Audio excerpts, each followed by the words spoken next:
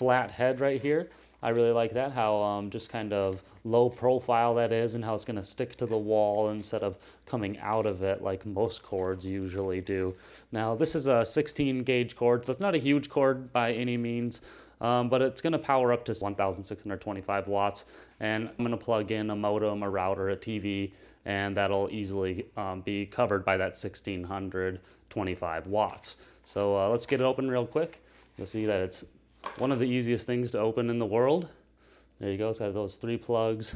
I like that it has the 3 prongs in it too. Sometimes you get sockets like this or extension cords and they only have the 2 prongs, and you know, you got things that you got to plug into it that got 3 prongs. So this is a 15-foot cord. Feels pretty strong and sturdy. And this will just plug in like that. Here we go. I'm going to plug in one of my devices, 2 of my devices back to back. So this is a modem and a router plugged into it. And it looks like they're both firing up and good to go. All right.